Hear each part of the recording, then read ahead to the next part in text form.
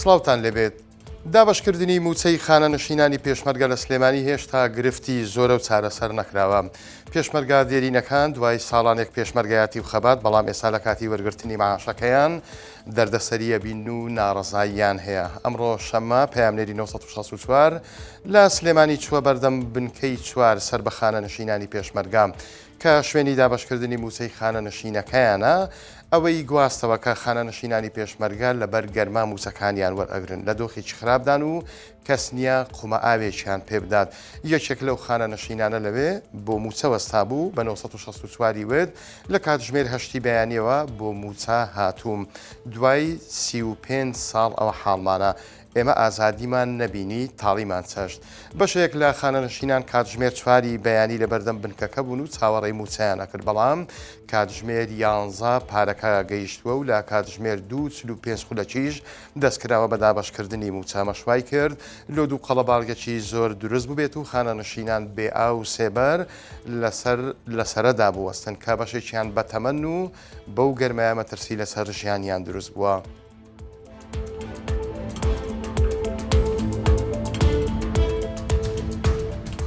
هێشتا پیاوی باش و خێرومەند زۆرن و دنیا بە قوڕ نەگیراوە. ئەوە تا دوو شۆفێری تەکسی لە سلێمانی بێ بەرامبەر هاتوو چۆ بە نەخۆشانی نەخۆشخانەی هیوا ئەکەن و لەسەر تاکسیەکانیشیان نووسیوە ئەم تاکسیە بۆ نەخۆشخانەی هیوا بێ بەرامبەرە. خالید عەبدوڵڵا شۆفێری یەکێک لەو تەکسیانەیە. ئەمڕۆ شەممە بە 1964 ود ئەوان دەمێک هەبێ بەرامبەر نەخۆشخانەی هیوا هاتوو چۆ پێ ئەەکەن. چەند ڕۆژێکە بەلەزگەشت لەسەر دەرگای تاکسیەکانیان نووسیویانە کە بێ بەرامبەر نەخۆشانی ئەم نەخۆشخانەیە هات دەگوازنەوە. هەروەهاوتی ئێستا ئەوان دوو تەکسین، بەڵام بە تەنیانین و چەند تەکسیەکی دیکەش بەنیازنە و کارە بکەن. ئەمەش زیاتر بە مەبەستی زیاتر هاندانی هاوڵاتیانە و هاوکاریکردنی نەخۆشانی شێرپەنجەیە. نەخۆشخانەی هیوا تایبەت بە توشبوانی شێرپەنجە و نەخۆشیەکانی خوێن لە سلێمانیە ڕۆژانە سەردانی کەرێکی زۆری هەیە.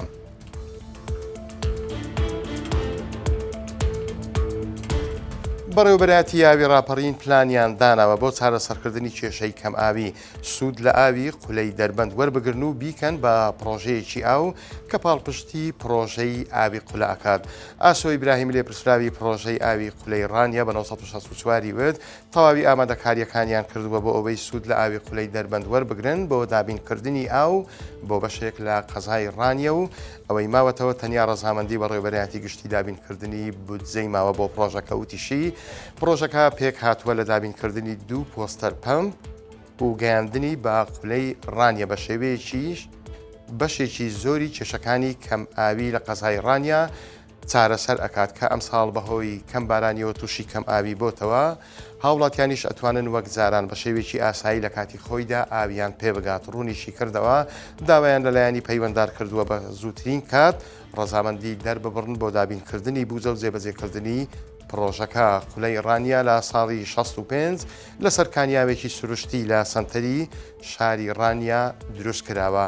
ئاوی خواردنەوەی لە سەدا 65 دانیشتوانی ڕانیە دابینەکات.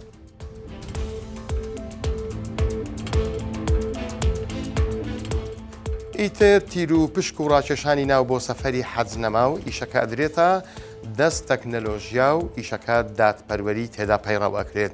هیوا ئەفەندی سەرۆکی فەرمانگەی تەکنەلۆجیای زانیاری لە حکوومەتی هەرێمی کوردستان لە پەیجی تایبەتی خۆی لە فەیسبوک نووسیوێتی ساڵانە نزیکەی 100,000 کەس لە هەرێمی کوردستان خۆیان بۆ پرۆسەی حەج ناو نووس ئەکەن بۆ دیاریکردنی ناوی ئەوانەش کە چانسی بەجێگەیاندنی فەریزەی حەجیان بەردەکەوێت لە سەرەتای مانگی هەشتەوە پرۆسەکە دەبێتە پرۆسەیەکی تەواو دیجیتالی لەسەر بنەمای پێناسی دیجیتالی.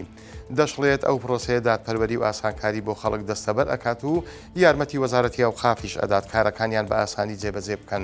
هاوکات کاروان ستونی وتەبێژی حەج و عومرەی هەرێمی کوردستان بە 1964 ڕاگەیاند. سبەی یەکشەممە لە ئەوقاف و بەڕێوەبەرایەتی گشتی حەج و عومرە ڕوونکردنەوە لەسەر ئەم بابەتە ئەدەن.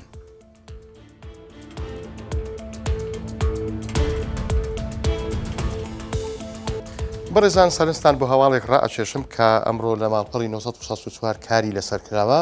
گرنگترین ئەو هەواڵانەش کە ئەوەیە کە زۆرترین کاردانەوەی هەبوو بێت بابەتی قەدەغەکردنی زمانی کوردیە لە زانکۆ و پەیمانگاکان بە تایبەتیش لەو ناوچانەی دەرەوەی ئیدارەی هەرێمن ئەمە کاردانەوەی دروست کرد لە چەند لایەکی هەرێمی کوردستان وەڵامدانەوە دروست بوو دواترینیان وەزارەتی خوێندنی باڵای هەرێم بوو کە ئیدانەی ئەو کارە ئەکات دوایین هەواڵ لەسەر ئەم بابەتە